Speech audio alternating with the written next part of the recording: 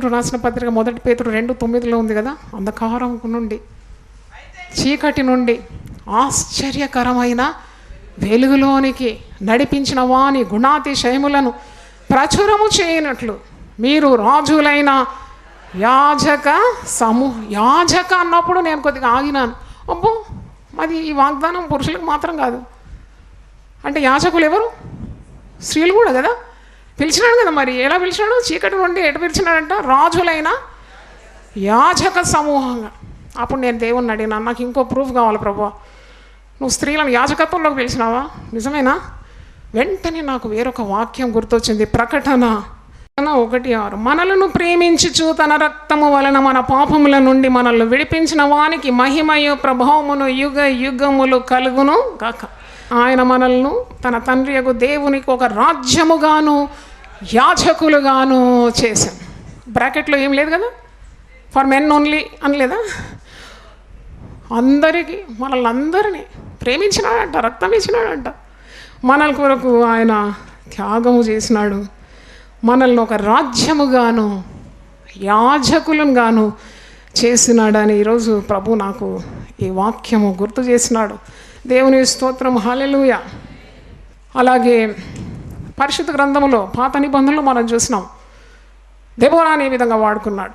అసలు ఇశ్రాయేలు ప్రజలు 20 సంవత్సరాలు శత్రు యొక్క బాధల్లో, సిసేరా 900 రథములు ఇశ్రాయేలు ప్రజలను భయపెడుతూ చంపుతూ ఉన్న ఆ దినాల్లో ఇశ్రాయేళ్లకు విడుదల కలిగిందంటే కేవలం 2 స్త్రీలు అన్నమాట. ఒకటి దెబోరా, మరొకటి యాయేలు. 2 women could deliver the Israelites from the enemy's hand. యుద్ధానికి పోయిందండి దెబోరా. ఇంట్లో 2 రొట్టెలు చేయడానికి నడుము నొప్పి అంటారు, కానీ దెబోరా ఎక్కడికి పోయిందట? యుద్ధభూమికి పోయింది. చప్పట్లు కొట్టి దేవుని స్తుతించాడు. హాలెలూయా. ఇంటి పనులు చేయడానికే పెద్ద ఏదో చేసినట్టు చేస్తారు కదా. Look at Deborah, she went to battle field. Barak అంటున్నాడు, నేను రాను, నువ్వు రాకుంటే నేను పోను. పురుషుడు అంటున్నాడు, నువ్వు రావాలి నాతోటి, లేకుంటే నాకు ధైర్యం లేదు, నేను యుద్ధం చేయలేను, ఓడిపోతాం, నువ్వు రావాలి. స్త్రీ వెళుతుంది బారాకుతో, యుద్ధం చేస్తుంది. మరి ఒక స్త్రీ శత్రువుని చంపేసింది. అంటే ఎంత గొప్ప వీర వనితలు ఉన్నారు మనకు ఆదర్శప్రాయంగా. దేవుని స్తోత్రం, హల్లెలూయా. మిరియం, మీకా 6:4 మీరు చదివితే, ఇశ్రాయేల్ ప్రజలను బానిసత్వం నుండి విడిపించడానికి దేవుడు 3 వ్యక్తులను ఎన్నుకున్నాడు. మోషే, అహరోను, మిరియం. నేను చెప్పేది కాదు, మీరు చూస్తేనే నమ్ముతారు. చూడండి, మీకా 6:4, ఐగుప్తు దేశంలో నుండి నేను మిమ్మల్ని రప్పించే దాసగృహంలో నుండి మిమ్మల్ని విమోచించిందని మిమ్మల్ని నడిపించటకై మోషే, అహరోను, మిరియాములను పంపించి ఈక్వల్ స్టేటస్ ఇచ్చినాడు. మోషే, అహరోన్, మిరియం. అప్పుడు నేను ఆలోచించినాను, పరిశుద్ధాత్ముడు నాకు బోధించినాడు, మిరియంకు ఈక్వల్ స్టేటస్ ఇచ్చిన, కానీ ఆమె కొద్దిగా అధిక ప్రసంగం చేసింది. అంటే అధిక ప్రసంగం చేయొద్దు, పరిమితి దాటింది, పరిమితులు నువ్వు దాటొద్దు. దేవుని చేత ఏర్పాటైన మోషే మీద తిరుగుబాటు చేసింది. అలాగూ ఎప్పుడు కూడా దేవుడు ఎన్నుకున్న నాయకుల మీద తిరుగుబాటు చేయకూడదు. నీకే బయలుపరిచిండా, మాకు బయలుపరచలేదా అన్నదట. అయిపోయింది, కుష్టు హిమం వలె దిగింది. అంటే పిలుపు గొప్పది, కానీ మితి మీరినందుకు ఏమైంది? శిక్షకు పాత్రురాలే. అంటే మన సరిహద్దులు మనం చూసుకోవాలి. You maintain your boundaries. క్రీస్తులోనే ఒక పరిమితులు లేని స్త్రీగా కొన్ని సరిహద్దులు పాటిస్తూ నువ్వు ఉండగలవు తప్పకుండా. దావీదు అంటాడు, నా గిన్నె నిండి ఏమవుతుంది? పొల్లుతుంది. కానీ ఇక్కడ గర్వము చేత, అహంకారం చేత ఈమె లక్షలాది మంది ఇశ్రాయేలు ప్రజలను తంబూర వాయిస్తూ, ఆమె ఎలుగెత్తి పాట పాడుతూ ఆరాధనలో నడిపించిన ఉత్తమమైన పిలుపు గల స్త్రీ మరి ఈ విధంగా శిక్ష పొందినట్టు మనం చూస్తున్నాం. కాబట్టి మనం ఏ పని చేసినా కానీ దేవుని భయం ఉండాలి. ఇది వాక్యానుసారంగా ఉండాలి. వాక్యాన్ని సరిగ్గా అర్థం చేసుకోవాలి. పరిశుద్ధాత్మ సహాయం కోరాలి. పౌలు చెప్పిన మాటలు అపార్థం చేసుకోవద్దని వాక్యంలో ఉంది. 2 పేతురు 3:15 2 Peter 3:15. మరియు మన ప్రభు యొక్క దీర్ఘశాంతము రక్షణార్థమైనదని ఎంచుకొనుడి, అలాగు మన ప్రియ సహోదరుడైన పౌలు కూడా తనకు అనుగ్రహింపబడిన జ్ఞానం చొప్పున మీకు రాసి ఉన్నాడు. వీటిని గూర్చి తన పత్రికలన్నిటిలోనూ బోధించున్నాడు. అయితే వాటిలో కొన్ని సంగతులు గ్రహించుటకు కష్టమైనవి. వీటిని విద్యావిహీనులు, అస్థిరులైన వారు తక్కిన లేఖనములను అపార్థము చేసినట్లు తమ స్వకీయ నాశనమునకు అపార్థము చేయదు. క్లియర్గా ఉందా లేదా? స్పష్టంగా ఉందా? పౌలు చెప్పిన మాటలు చాలా మట్టుకు అపార్థం చేసుకుని దానివల్ల కీడు అనుభవిస్తున్నారని వాక్యంలో చూస్తున్నాం. అలాగే ఎస్తేరు ఎంత ప్రభావితం చేసింది రాజు. ఆమె యూదా జనాంగాన్ని రక్షించగలిగింది, చట్టాన్ని మార్చివేయగలిగింది. దేవుని స్తోత్రం, హల్లెలూయా. ఇలాంటి గొప్ప గొప్ప వీర వనితలు మనకు కనబడుతున్నారు. పక్షపాతము లేని దేవుడు. పాత నిబంధనలో యోవేలు 2:28 ఉంది కదా, సర్వ జనుల మీద నా ఆత్మను నేను కుమ్మరిస్తాను. దాసులని, దాసురాండ్రని, స్త్రీలని, పురుషులని ఏ భేదం లేకుండా అందరూ ఆత్మతో నింపబడతారు. అది అపోస్తల కార్యంలో పేతురు కూడా మరి చెప్తున్నట్టు మనం చూస్తున్నాం. దేవునికి స్తోత్రం. అలాగే వాక్యములో మనం చూసినట్టే క్రొత్త నిబంధనలో ఉందా స్త్రీలు వాడబడినారా అంటే కొల్లలుగా మీకు కనబడుతుంది. స్త్రీలు నేను చెప్పినట్టు రక్షణకి మూల ఒక సాధనంగా స్త్రీ మరియ. తర్వాత యేసు ప్రభు పరిచర్యలో స్త్రీలు ఉన్నారు. కొందరు అంటారు యేసు ప్రభు శిష్యులు 12 మందిని ఎన్నుకుంటే స్త్రీలను ఎన్నుకోలేదు కదా అని. మరి 12 మందిలో అన్యులు లేరు కదా మరి.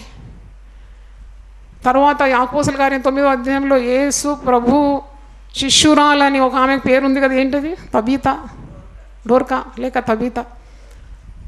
తర్వాత లూకా సువార్త 8వ అధ్యాయం ఒక్కసారి తీయండి. లూకా సువార్త 8:2. 12 మంది శిష్యులను, అపవిత్రాత్మలను, వ్యాధులను, పోగొట్టబడిన కొందరు స్త్రీలను, అనగా 7 దయ్యములు వదిలిపోయిన మగ్దలేని అనబడిన మరియయు, హేరోదు యొక్క గృహ నిర్వాహకుడు కూజా భార్యను యోహన్నయు, సూసన్నయు ఆయనతో కూడా ఉండిరి. వీరును ఇతరులు అనేకులు తమ కలిగిన ఆస్తితో వారికి ఉపచారము చేయించు వచ్చాను. శిష్యులు ఉన్నారు. శిష్యులతో పాటు ఎవరు ఉన్నారట? స్త్రీలు.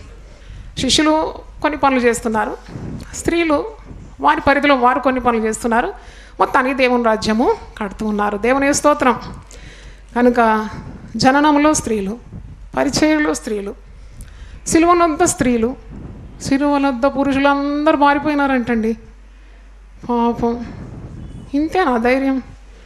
3.5 సంవత్సరాలు యేసుప్రభు వెంబడి వెళ్ళి అద్భుతాలు చూసి, కుంటివారు నడుస్తున్నారు, గుడ్డివారు చూస్తున్నారు, మగవారు మాట్లాడుతున్నారు, చెవిటివారు వింటున్నారు, దయ్యాలు వదిలిపోతుంది, చచ్చిన వారు కూడా లేస్తున్నారు.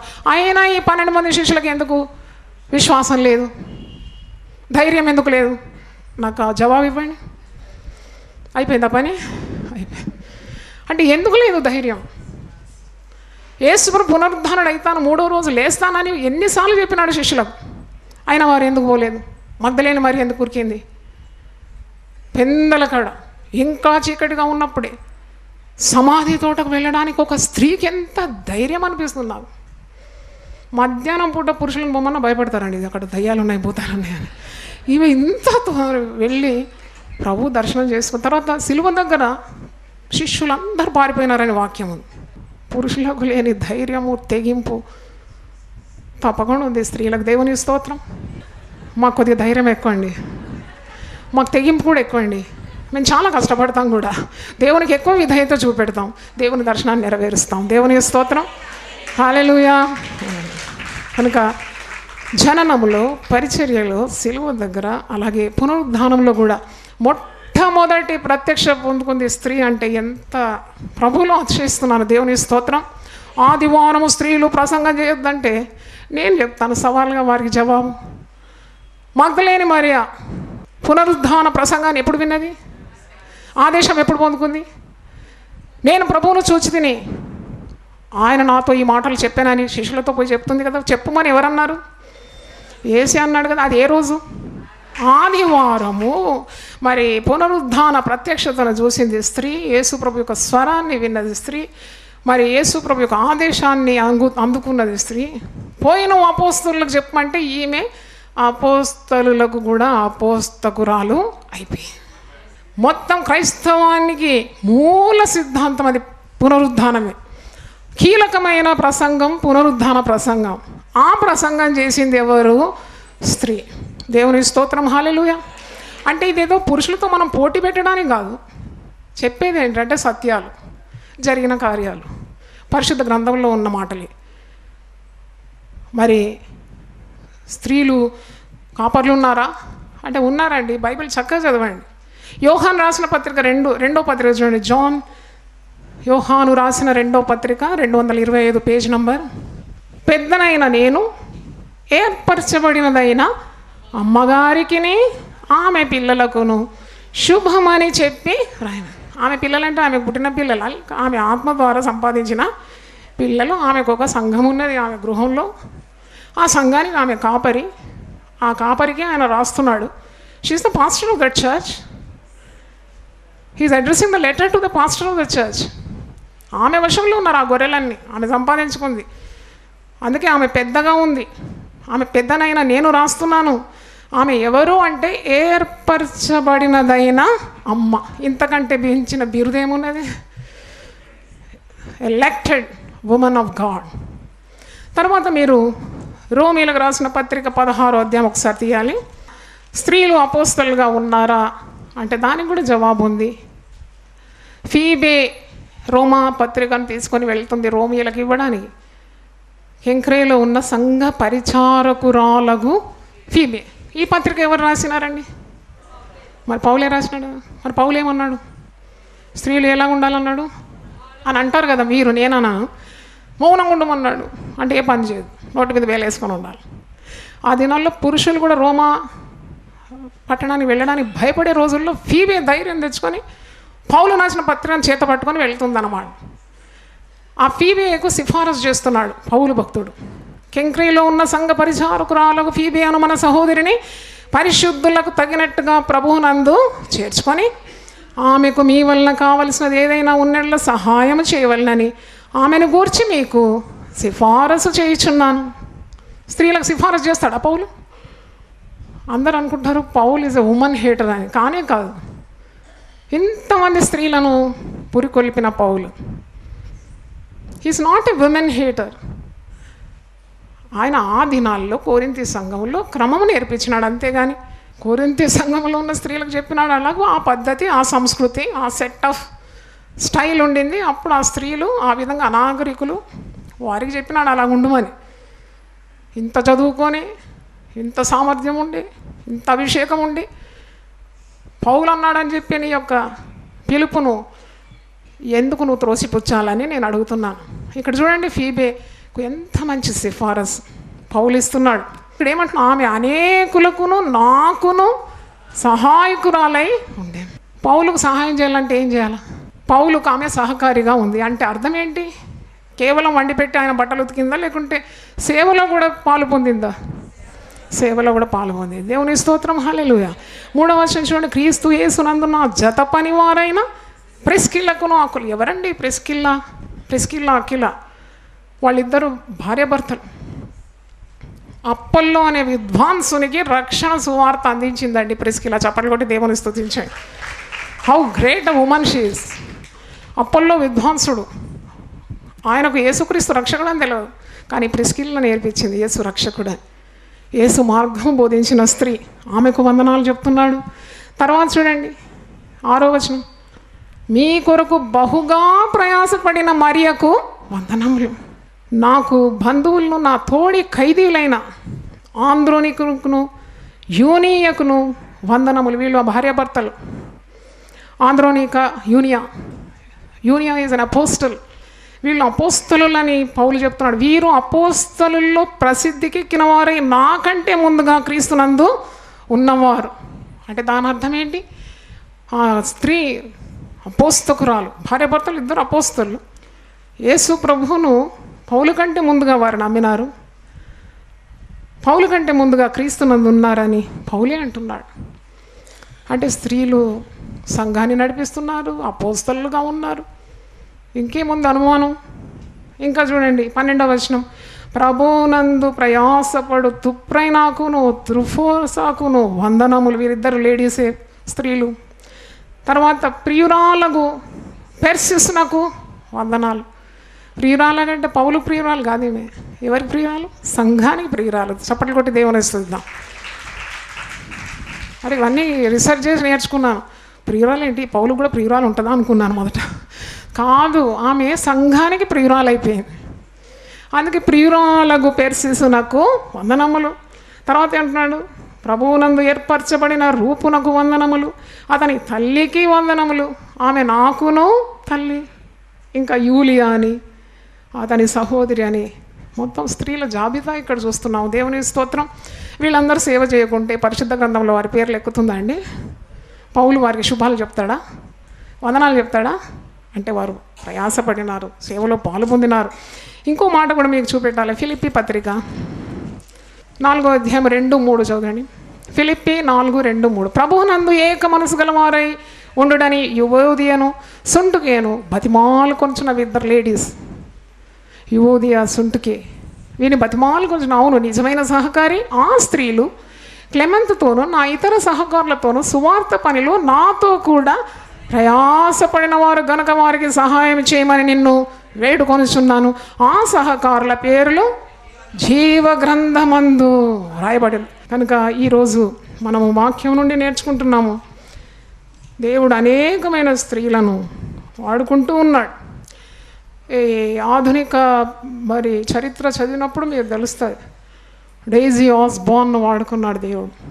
కొట్లాను ప్రజలు ఆమె వాక్యం వినేది. స్వస్థత వరం కలిగిన స్త్రీ, అభిషక్తురాలు. జాయిస్ మేయర్ను వాడుకుంటున్నాడు. ఆమె కూడా ప్రభు పేరట ఎన్ని ఘనకార్యాలు చేస్తుంది. క్యాథరిన్ కుల్మ్యాన్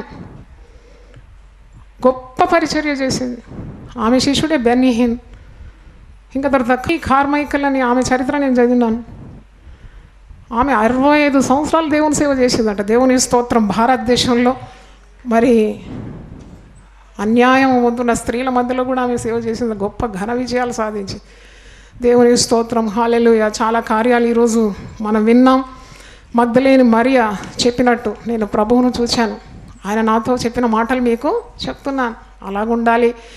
ఒక 10 లక్షణాలు, ఒక సేవకురాలకు కావాల్సిన 10 లక్షణాలు చెప్పి 10 నిమిషాల్లో 10 లక్షణాలు చెప్పి నేను పరిశుద్ధాత్మతో అభిషేకించాలని నీవు ప్రార్థన చేయాలి. ఒక సేవకురాలుగా నువ్వు కోరేది నేను సంఘాలు కట్టాలి, నేను గొప్ప పేరు పొందాలి అని కాకుండా, దేవా నీ ఆత్మతో నన్ను నింపు ప్రభువా. పరిశుద్ధాత్మ అభిషేకం ఎప్పుడు కూడా కాడిని ఏం చేస్తుందట, విరగొడుతుందట. కనుక పరిశుద్ధాత్మ ఎవరికి ఇస్తాడు దేవుడు? పరిశుద్ధ జీవితం జీవిస్తేనే పరిశుద్ధాత్మ అభిషేకం. నీకు ఇష్టం వచ్చినట్టు నువ్వు జీవించి పరిశుద్ధాత్మ నింపబడి 4 భాషలు మాట్లాడితే కాదు పరిశుద్ధాత్మ. You cannot deceive God. దేవుని ఎవరు మోసపుచ్చలేరు కదా. కాబట్టి పరిశుద్ధాత్మ అంటే పరిశుద్ధ జీవితం.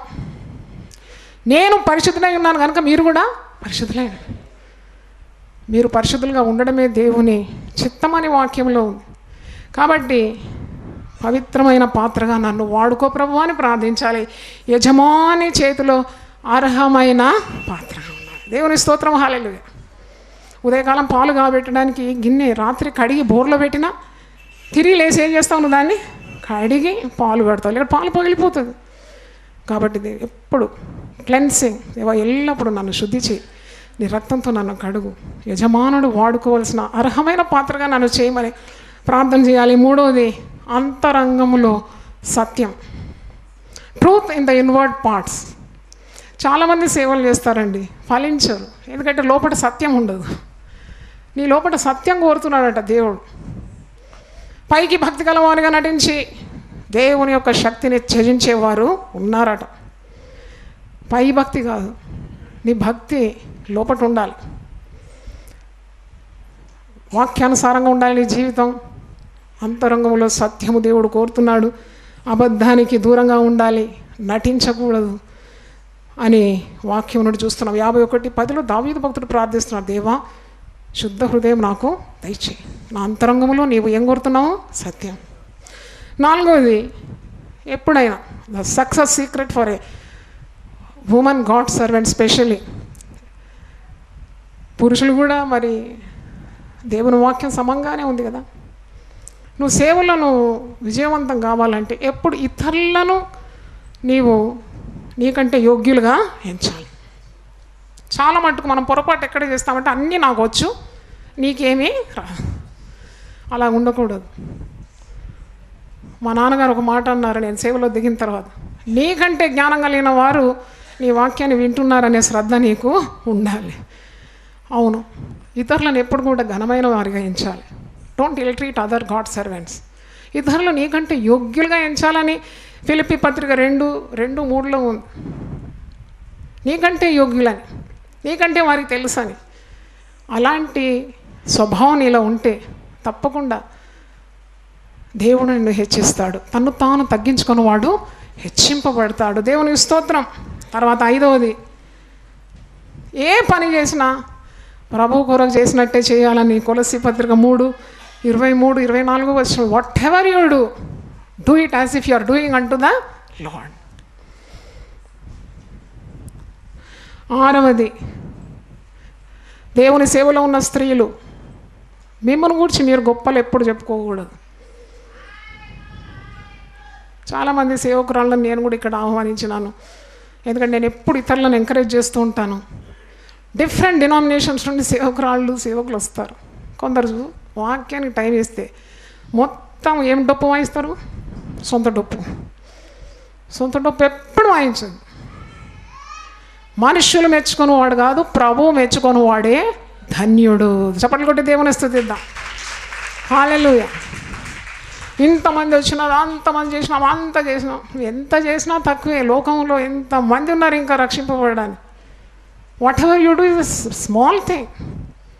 అది కూడా దేవుని సహాయంతో చేసావు కాబట్టి నిన్ను నీవు హెచ్చించుకోకూడదు. ఎక్కడ నిన్ను నీవు ఘనపరచుకోకూడదు.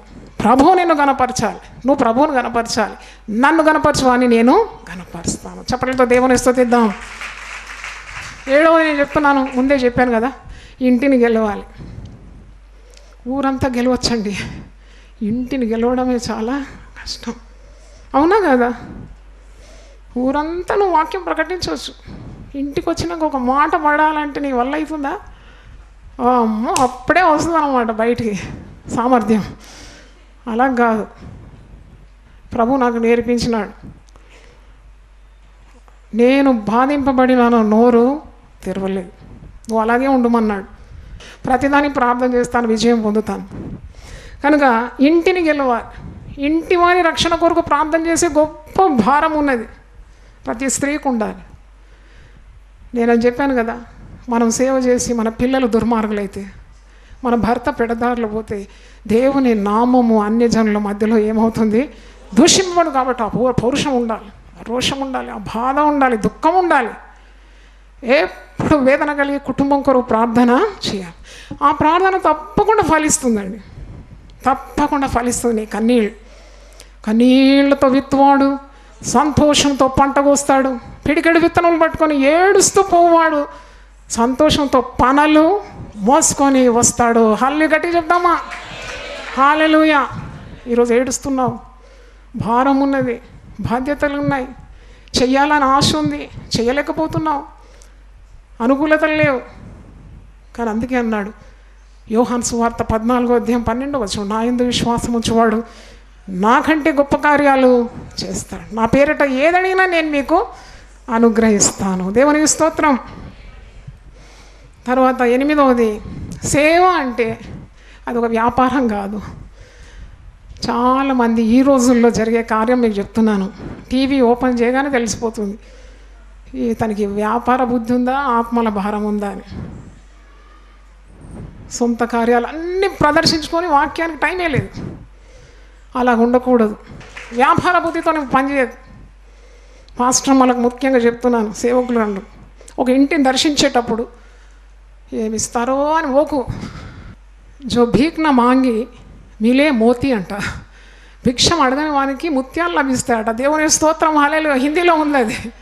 అంటే వాళ్ళు ఇంటికి అడుగు వాళ్ళు ఏమి ఇస్తారో, బైబిల్ ఎప్పుడు పెడతారో అని చూడవు, శ్రీమంతం తట్టు చూడు.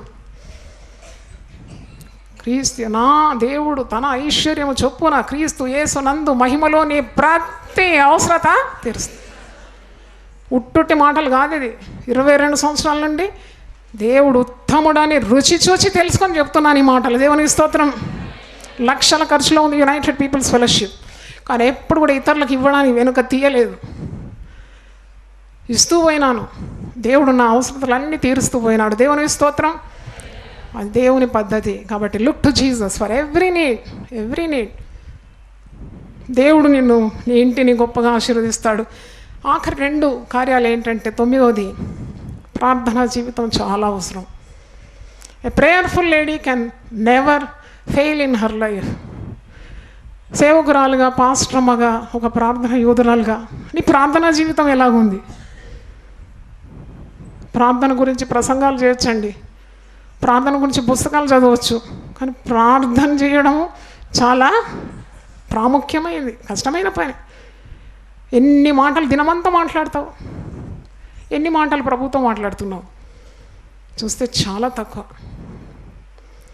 పనంతా చేసి రాత్రిపూట ప్రార్థనకు వచ్చినప్పుడే నడుము నొప్పి, కాళ్ళు నొప్పి, అలసట, నిద్ర మత్తు. అది ఎవరి తంత్రం అండి? సైతాన్ తంత్రం. నిన్ను, నీ సేవను పైకి రానియకుండా నిద్రమత్తు గల ఆత్మ, అలసట ఆత్మను తెచ్చేస్తుంది. నువ్వు గెలవాలి. దేవుని స్తోత్రం. గెలిచి దేవునితో గడపాలి. ఎందుకంటే దేవుని మనస్సు తెలుసుకోవాలంటే మరి ఏ మార్గం ఉంది? ప్రార్థన. 10వది ఆఖరిది వాక్యం. వాక్యాన్ని భుజించాలంట. భక్షించాలని వాక్యంలో చూస్తున్నాం. కాబట్టి దేవుని వాక్యం బాగా చదవాలి. సమయం ఉంటే 10 అధ్యాయాలు 20 అధ్యాయాలు చదువుతూనే ఉండాలి. దివారాత్రము దేవుని వాక్యము ధ్యానించువాడు ధన్యుడు. వాడు నీటి కాలువల ఓరను నాటబడినవాడై ఆకు వాడక తన కాలమందు ఫలమిచ్చు చెట్టు అని, వాడు చేయనదంతయు సఫలమగును. హల్లెలూయా, హల్లెలూయా, హల్లెలూయా. ప్రభా, మా యొక్క తలాంతులు, మా సామర్థ్యం, ఆరోగ్యము, వనరులు, మాకున్న బుద్ధిబలము, జ్ఞానము, సమయము, ఇవన్నీ నీ కొరకు వాడుకోవడానికి ఓ పునఃప్రతిష్ఠ చేసుకుని ఇక్కడ నుండి వెళ్తాం. ప్రభా, మమ్మను నీవు నీ రూపంలో సృజించుకున్నావు. ఈ లోకాన్ని ఏలుమన్నావు, ఫలించమన్నావు. పురుషులకు స్త్రీలకు సమంగా మాట్లాడినావు నాయన. పక్షపాతము లేని తండ్రివని ఈరోజు మేము నేర్చుకున్నాం. మేము ఓపికతో ఈ పరుగు పందెంలో పరిగెత్తడానికి సహాయం దయచేయండి. బహుమానం పొందే రీతిగా పరిగెత్తడానికి సహాయం దయచేయండి. ముఖ్యంగా అనారోగ్యతలు ఎవరన్నా వారిని ముట్టి బాగు చేయమని యేసు నామములో అడుగుతున్నాను తండ్రి. ఆమేన్. హల్లెలూయా. ఈ దినం దేవునితో నేను. కుటుంబ వ్యవస్థలు, జీవన విలువలు అస్తవ్యస్తంగా మారుతున్న ఈ రోజుల్లో ప్రభువు దాసురాలు రెవరెండ్ డాక్టర్ జాయ్ చెరియన్ గారు దైవ దర్శనంతో ప్రభువు సన్నిధిలో కనిపెట్టి పొందిన 366 విభిన్న ధ్యానాంశములను ప్రతిదినం దేవునితో నేను అనే పుస్తక రూపంలో ప్రపంచానికి అందించారు. ఇది అనేకుల జీవితాలను ప్రభావితం చేసే ఒక విలక్షణమైన గ్రంథము. పరిశుద్ధాత్మ దేవుడు ఈ పుస్తకమును పఠించే ప్రతి ఒక్కరిని స్పృశించి శక్తితో నింపునుగాక. ఈ పుస్తకాలిప్పుడు అందరికీ అందుబాటులో ఉన్నాయి. ఈ నూతన సంవత్సరంలో దీనిని మీరు ధ్యానించండి, మీ బంధుమిత్రులకు ఆత్మీయ బహుమతిగా అందించండి. పుస్తక ప్రతుల కొరకు సంప్రదించవలసిన ఫోన్ నంబర్లు 9550504718, 9030757571.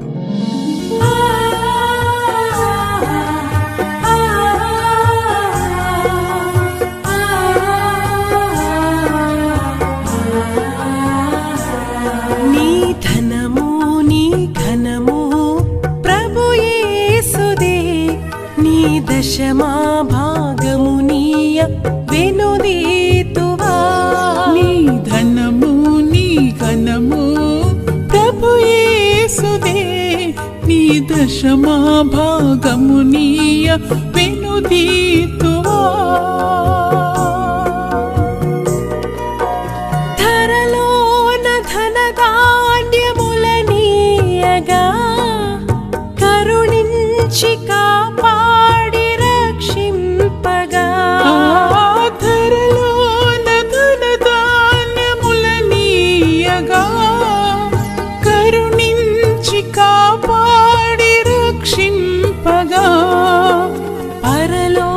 పరలోకనాదుండు నీకీయగా మరి యేసు కొరకీయ వెనుదీతువా. పరలోకనాథుండు నీకీయగా మరి యేసు కొరకీయ వెనుదీతువా. నీ ధనము నీ ఘనము ప్రభు యేసుదే,